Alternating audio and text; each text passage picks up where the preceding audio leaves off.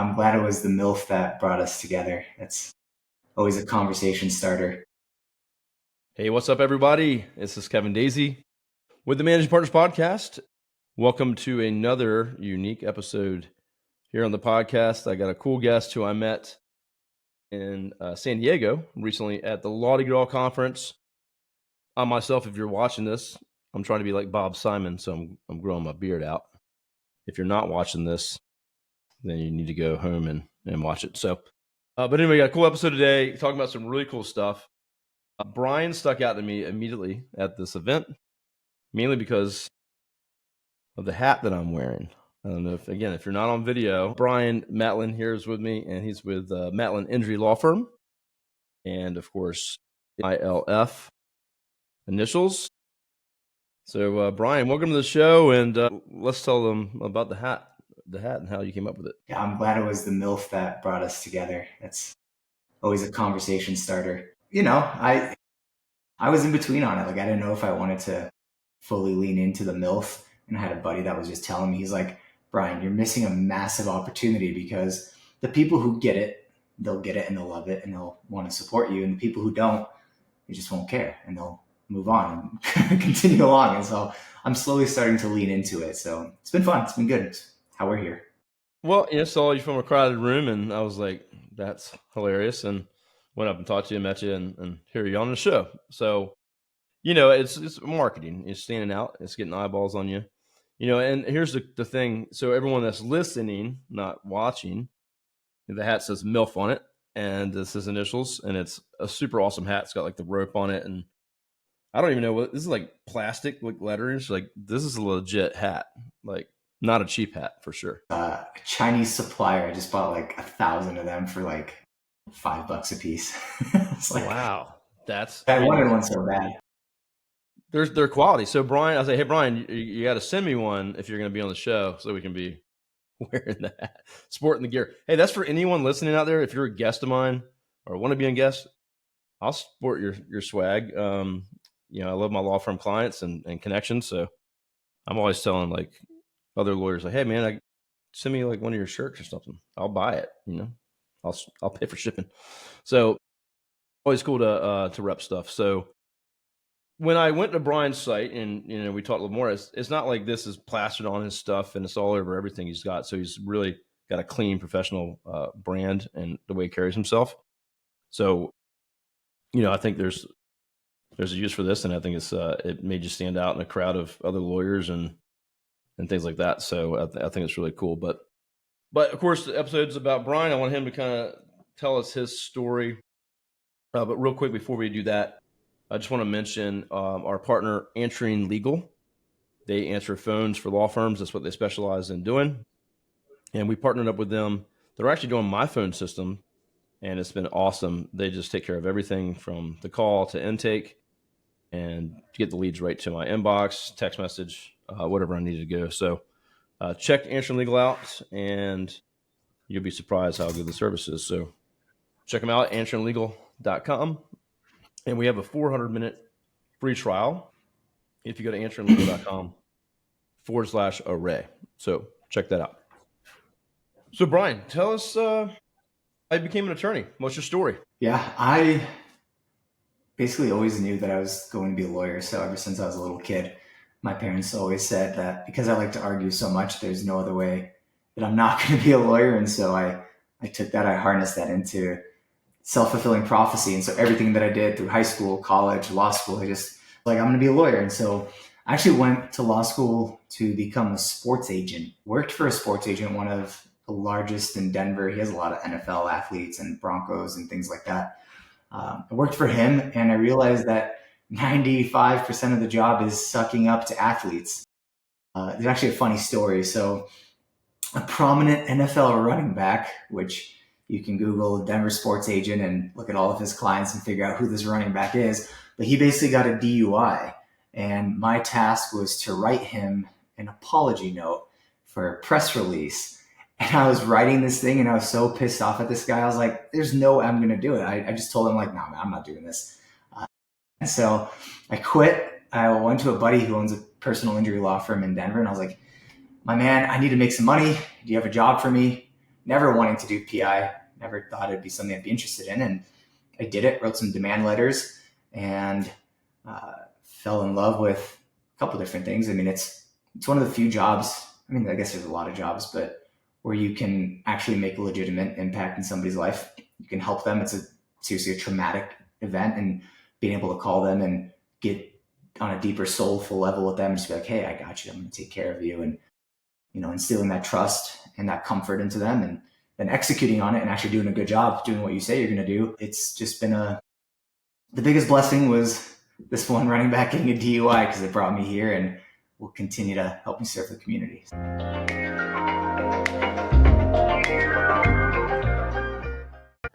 Today's episode is brought to you by Answering Legal.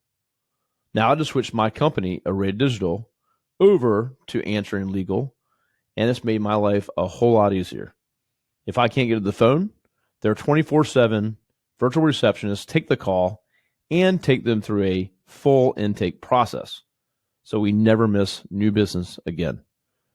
Now, Answering Legal has been at this for more than a decade, and they specialize in answering phone calls for law firms like yours.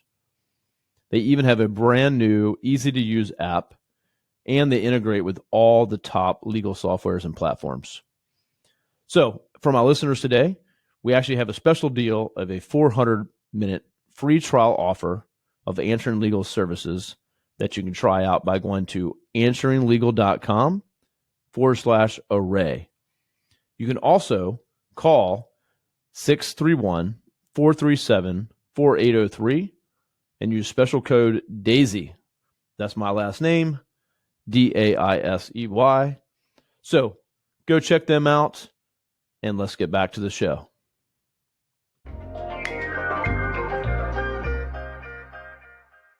That's awesome. That's a really cool story right there. I have to look that running back up, see who that was.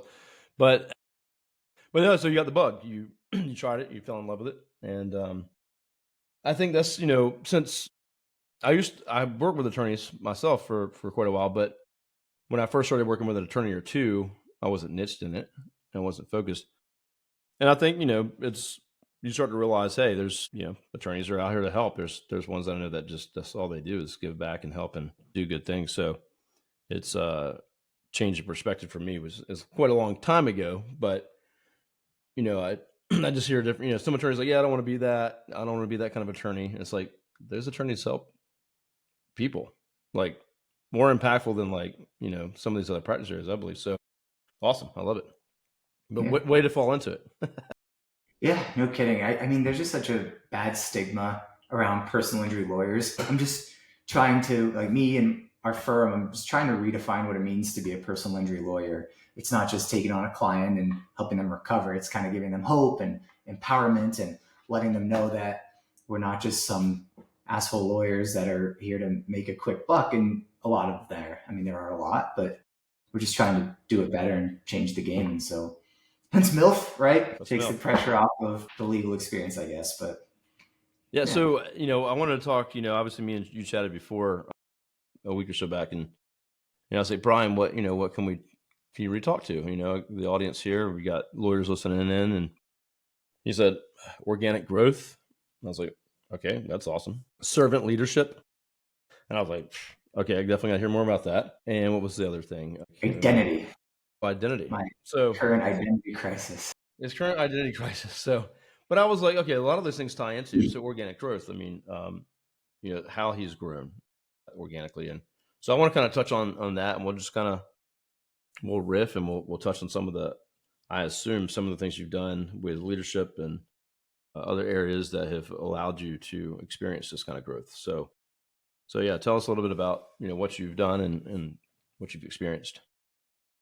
Yeah, I mean, all those topics, they kind of flow into one another. I mean, you can't really have organic growth without being a great leader of your employees, your team members. And so basically the way that we've grown our firm for the most part has been completely organic, where it's just been based on referrals from current clients, previous clients, doctors, chiros, different relationships we have out in the community. And really what happens is, believe it or not, when you do a really good job for a client, they're never going to forget you, and they're going to want everyone to refer their friends and family to.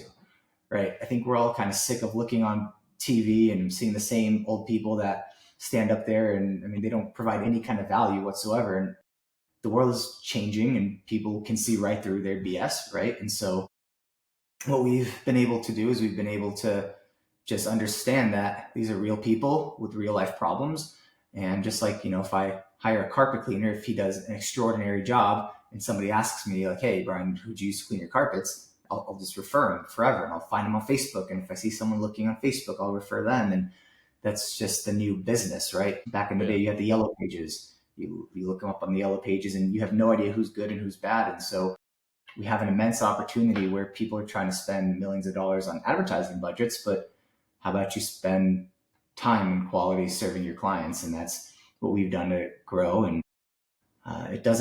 it's not just me, right? We have a full team of paralegals and case managers and other lawyers, and we're very particular who we hire. The way that it works as being a business owner is you need to have a massive vision, right? And your massive vision needs to be so big that everyone else's vision, all their dreams and goals, have to be able to fit within yours. And when you operate from that kind of a mindset, you understand that not only are you serving your clients, but you're also serving your employees and everyone that works for you. And they're not going to care as much about the business as you. But if you treat them right and you lead them well and you serve your employees, they're going to respect the heck out of you, and they're going to want to do whatever they can for you and for the clients. And it's kind of a revolving cycle where it leads to the best results for clients, right? It's really not hard. You just treat people right, you do the right thing, which is some kind of foreign concept in the world right now. I just don't get it, but that's how we've our firm pretty quickly, just by doing the right thing for people, believe it or not. So that's 100%. I mean, we're not just law firms, but me, everybody. We're under a microscope. Everything's accessible by people, right? Reviews, Google, Reddit. What's the neighborhood one? Next door.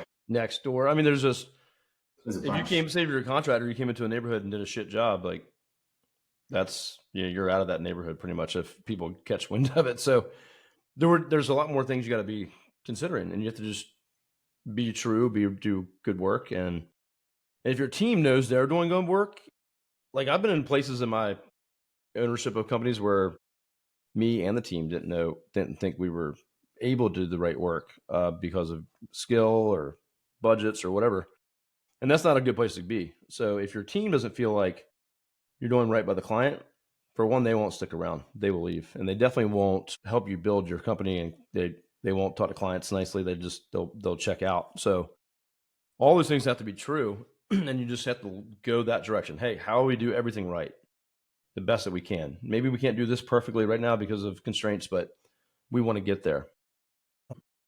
But yeah, we're all under a microscope, so you have to do it right. You just have to do it right. And I think too, it's like people might not be trying to cut corners, but maybe they're just too frantic, or they didn't hire people, they didn't grow their company, but they're doing people a disservice because they haven't done that. They haven't grown, they haven't used technology.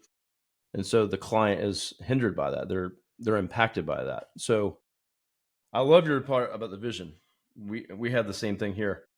Our vision is so big that everyone's dreams can fit in it.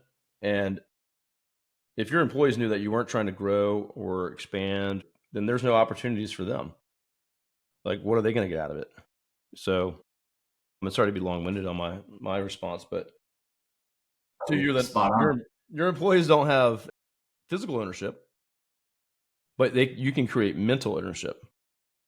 A culture is kind of what you're talking about, like a culture where one of your paralegals might be protecting the hell out of your culture because they hire another paralegal and they don't like them or they don't fit, then they're gonna weed them out. And then that's when you create something magical, when your team is protecting the firm because they feel that they're a part owner in it, so love it. Yep. But you said it. I think you said something so profound, and you kind of glanced over it, but it's that employees or team members, whatever you call them, is if they don't see that you truly believe in your mission, if they don't believe that you believe, they're not going to care. They're just going to take their weekly paycheck and they're just going to go home and live their life and continue to look for other jobs. And it's not only can clients see through the bad law firms, so can the employees. Like they hear how you talk about your clients. If you're whining and complaining about your clients, which don't get me wrong, I complain about a lot of clients too, but if they can tell that you care, they're going to care even more. And the second that you stop caring, the second that they see you take your foot off the gas, they're like, well, if his foot's off the gas, I'm going nowhere. I'm staying in the same place. And so, I mean, you make a great point. Good. The only thing the best part of that is if they left soon. The worst case is that they stick around and don't and do the minimum, right?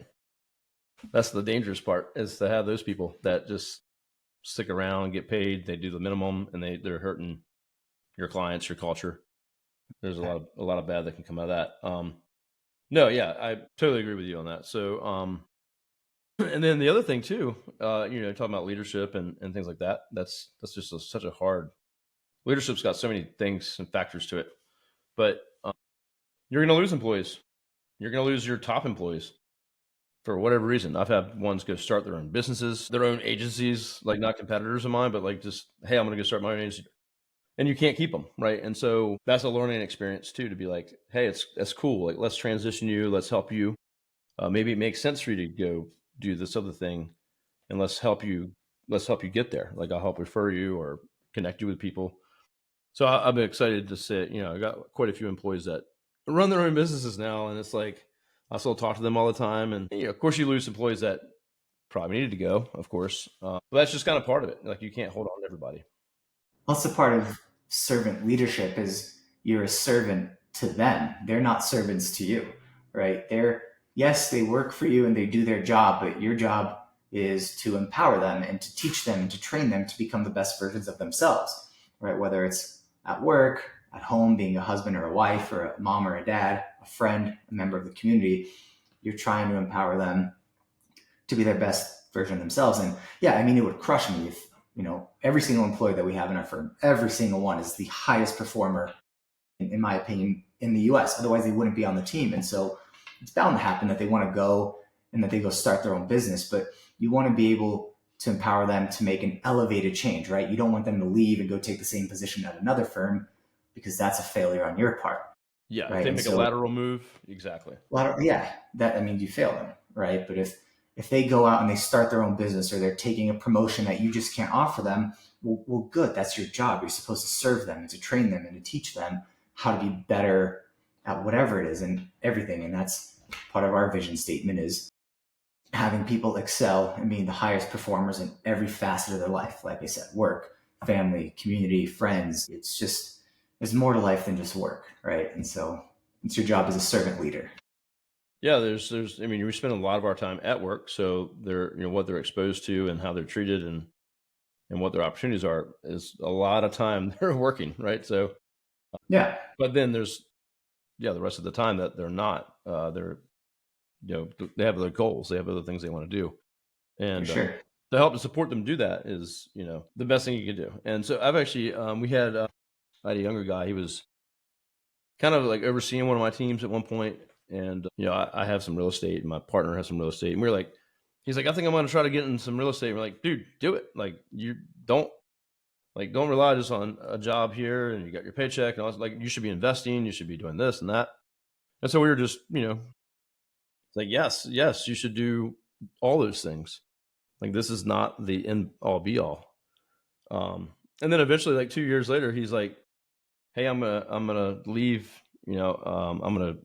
I'm going all in on real estate. So, we helped him and we talked him into it and and then he fell in love with that. And I see him all the time. He's crushing it. It's a different industry, right? Real estate versus, everything that you're doing with search engine optimization, different things like that. But I even have a lawyer, and we were at that Mardi Gras conference in San Diego. We were talking to some people, and they're like, do you regret being a personal injury lawyer? And he said, I don't regret being a personal injury lawyer. I regret going to law school, because he wants to be a pilot, right? And so my job is to not, I want to get as much out of him as an attorney as I can, and he's a damn good lawyer. But I try to encourage him, like, hey, go fly planes, man. Like, if you need to take a day off and go cruise around the sky, no worries. Just go do it, because there's more important things than just sitting at work. And work is good practice for your life, right? It's good, you know, way to build habits and to make money, right? It's the whole work to live or live to work thing. But, and so, even if it's a different industry, even if he left to go be a pilot, well, I'll figure it out. There's plenty of great people out there, Yeah. but it's not to hold him back from what he wants to do, just like your employee left to go to do real estate. But if you were like, hey man, don't talk about that anymore. I don't want to hear anything about it. Yeah. You just got to clock in and work. Then they'll surely leave. Yeah. Anyway. He'll But be gone. He wouldn't like you. He wouldn't want to do anything for you or your clients. He'd be one of those people that just collect the paychecks and say, screw you, I'm going to go fly planes anyways. yeah, and back to my point there, that's the most dangerous employee. The one that sits back, collects the check, gossips, causes issues across the team. I like to say, erode your culture. So someone that's Yeah. toxic or Yeah. talking about people or just, cutting corners, whatever it might be, they erode your culture. And if Yeah. they And stick then if around you're, long enough, everyone else goes, wait a minute, Bob or Sally, they just do whatever they want, or they talk bad about Brian, then they start to do it. Right. yeah, but So that's your job as a business owner, as a leader, is if you have any sense of what's going on in your company, you need to be able to spot that employee and figure out where's it coming from. And if it's coming from you, maybe you have to fix something about you. But if it's just the kind of person that they are, they don't belong in your firm and you have to get rid of them quickly. It's kind of on you to figure out, and you create the culture, you set the standard of the culture in your firm, right? And so, yeah, you're going to have bad employees like that, but it's your decision if they stick around. 100%. And what I've experienced is, like, if you have a great culture, other people on your team will go, hey, something's changed with Bob or Sally or whatever, or they'll notice stuff. Because if they're all A players, you'll notice someone that's not an A player pretty quickly. For sure. And people, they know too. People know when they're giving it 100% or if they're giving it 70%. And so I've never personally made an example out of someone, but anytime that I've had to fire someone, in 4 years, we've only had to fire 3 people and we've never had an employee leave. And so every single time I fire someone, after I do it, I call up the team and I tell them, hey, here's what happened. I fired them for this, and that. And you can see it in their faces. They're just like, yeah, that's just not how we are. That's not how we operate. And so, they get it. Never. People know. But yeah, it's always good to do a debrief the whole team. That's all. My biggest concern is always like, hey, someone's got to leave for whatever reason. I'm always like, ugh, what does the team think? I don't want the team to think we fired them, we couldn't afford them, whatever, right? It's like, so you always have to have that kind of debrief. But I just always hate that because I just don't. I like the team to all be happy, everybody be happy, clients be happy, but it's just not going to happen. So you have to deal with it. For me, I use it as a motivation. I use it as like, hey guys, when I hired you, I told you what the standard was. I told you what we expect, what we allow in this firm, and you have to hold the standard. And if you're not getting the job done, you're gone. And so I don't fire people because I can't afford it. If I can't afford them, I don't hire them, right? It's more of, this is what we expect and let's do it. And I just leave people alone, right? I hire them to do what they're doing, right? They were hired for a reason because they've excelled in one area of their life. So I bring them on and I leave them the heck alone, let them just work and do a good job. But if they're starting to, if they're not doing a good job, they'll know about it right away. Well, to your point, use that as motivation, I think you said, but that strengthens the team. So the people that are the A players see that and go, yeah, I'm here. I'm in the right place. Absolutely. Absolutely. You nailed it right there. Absolutely. Love it. Love it. Yeah, this is, for me, an easy conversation, I guess, because, I've seen a lot of this and, been through it many times. And so, but I think, it's a hard thing to do for most people, especially if you're starting out a law firm, maybe you're new. And how long have you been, have your own firm? We just hit our 4-year anniversary. So we started in COVID, August of 2020. And So I would say kudos, because that's a short amount of time to figure some of these things out. Most companies don't, or it's much longer. They got to bring in coaches and consultants and other people to help lead and stuff that they can't do as a business owner. So Yeah. I've gotten lucky though. You're going to say it's not luck. I call it luck. Just, it's trying to be humble, I guess, but been able to find some really good people to make this growth just the easiest and best thing that we could do. But I call it luck because some people just walk into your life, right? So, Yeah. but No, I mean, yeah. 100%. It's all about the people. And yeah, I've been lucky as well, I guess I'll say, because, I got some awesome people and we just keep finding better people. And as you have better people, whoa, you find better people right behind them Mhm. and you attract the right people. And the ones Yep. that want to be here are like, they don't even care about pay or nothing like that necessarily. It's just, this is different. This is where I want to be. Yep. Law of attraction, man.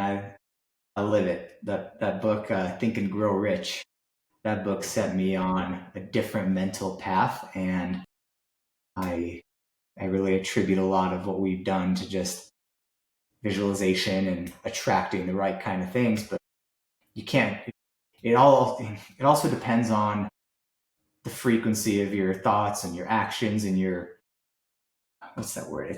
I can't even think of the word. It's like my go-to word. The one time you need to pull out this fancy word out of Desire, your mouth. No, it starts with a C. God, what is it? conscience, subconscious. No, ignore me. What? I don't even know. My brain is shut off right now. I've read the book. I've listened to it and read it. Your intent doesn't even start with a C. Your intent. I don't know why I said C. Like the intent that you have behind it, right? Like Sure. you can go open up a door for an old lady at the store because you're like, oh, just open up this door. God, take a look at this. Now give me $1,000,000. It's not going to work because your intent isn't to. You're just doing it selfishly. But if that becomes who you are, if that's who you embody as a person, is you're just a person that helps others and takes care of them and does the right thing in every situation, you're going to attract the same kind of people, right? And so it took me a little while to figure that out. But yeah, that's my spelling lesson of the day. Intent starts with a C. I don't know what's Y'all going on. remember that. Write that down. For any lawyers out there that can't spell. Yeah. Yeah. No, great book and great point. So I appreciate this. That's a great book. I need to read that again. Probably something you should do annually. That's a Yeah. great Yeah. It book. might be the same actually. Yeah. Well, Brian, I appreciate you sharing. I mean, it's deep stuff. I mean, this kind of stuff can be a lot more difficult. I mean, it is difficult when you get into it. It's easy to talk about it on here and be like, oh yeah, do this, do that. It depends on where you are. If lawyers that are listening, like if you're running around like crazy with your head chopped off like a chicken, these things are more harder to do. If you're not, it depends on where you are. But and I've heard stories from plenty of clients and other lawyers who are like, they don't have the team you have or I have. They don't have, and they almost don't feel like they can. Like they've had bad person after bad person, and I'm sure there's reasons. Yeah, if you And think you're a bad person, it's because you're doing bad things. Like reevaluate how you're showing up in the world. you know, so I think it's easy again to talk about it, but to put it into for action, sure, to practice it for is sure. difficult. Yeah, I So mean, that's the thing. Is like you can say it all you want, but you can say it or you can be about it. You know, I've chosen to be about it. That's how I live my life. I live my life with higher intent, with the C. But yeah, I mean, the silent, see silent. yeah, exactly. The silent C, the English language. Like, those TikTok videos, you ever watch those where it's like trying to learn English language? Like, this is pronounced this way, but if you put the letter C there, it's pronounced that way. I love those videos. It's the best. It's actually kind of ridiculous if you watch those because you're like, what? Yeah, what the hell's going on here? So Yeah. there's a tip for everyone. Go check out TikTok videos on the English language. They're hilarious. Well, Brian, I appreciate you coming to share. Anything cool, new, exciting you want to share? I want to make sure people can connect with you as well. So I'm so boring. It's how I love. I love being simple. I love being boring. Life's complicated enough. There's no reason to add complication. But like I said, I bought 1,000 of these MILF hats. So if anyone listening or watching wants a hat, I'll just send you one. Just shoot me a message on Instagram. Win with Matlin. You don't have to pay for shipping or the hat. I'll just send it to you. So hit me up. Um, Anyone who found any kind of value in this podcast, I try to give back as much as I can. So I hope you don't mind me plugging myself to just be a No, yeah. resource to young No, I want lawyer. I'm people to only connect. 30, so I'm only 30, so I'm a young lawyer. So I don't know nearly 75% of what some more experienced lawyers know, but anything that I can, any insight that I can give, more than happy to share and help anyone that I can. Well, yeah, I appreciate that. And, again, as a young attorney and in this for just a few years, I mean, you figured out a lot of stuff that most don't ever. So kudos again on that. But yeah, I want people to connect. On this podcast, it's all about people connecting and getting together with each other, referral partners, or whatever it may be. So obviously, Brian's outside of Denver area in Colorado, does PI. So if anyone needs someone like that or has cases of referral, please connect with him as well on that. But when with Brian or when with Matt? Win with Matlin. So it's supposed to rhyme, but I follow you. I'm win, following you on Instagram. I see your content. yeah, win Matlin. So win with Matlin. There's got to be I wanted to do the MILF lawyer, but my wife's like, no, you're not going to do the MILF lawyer. She's like, okay, No, that's enough. she's like, there's a cutoff line, and that's it right there. You just crossed it. You just crossed it. So, No, win with Matlin. so when with Matlin, what's your web address too, so people can check you out? MatlinInjuryLaw.com, or we have one of those reroutes, just cocarcrash.com or cocrash.com. Basically bought up all the domains when I opened up my own firm. The Like ones that most were lawyers, available. Yeah. do. Yep. Pro Well, I do tip have on that: milflawyer.com. I did buy milflawyer.com. So you I should at think, least, don't tell your wife, but you should at least buy it. yeah, You should I buy think it at least. all A pro depends what. SEO tip, by the way, for anyone listening: domains with like keywords in them, no longer Google doesn't care anymore. They're still good for branding. They're still good for billboards and still good for all that stuff, but it won't give you a boost anymore in search and rankings and stuff like that. So write that down. I got attorneys that are like, oh, I got like 20 of these with car accidents. I was like, you can use one of them, but it doesn't really help you. So it's more just for vanity, just remembering. Yep. Interesting. No way. Yeah, Google's flipped back and forth on it, but that's been their most recent stance. When did that change? I want to say it was like last fall ish. Like, because I have attorneys ask me this every day. So we always have to go, well, let me tell you. So just don't go buy a bunch. If you already have them, that's cool. But well, I guess I'll just go buy MILF Lawyer and expect that to just be hopefully my type of business that I'm getting calls for. Not a divorce firm wait, here. who's this?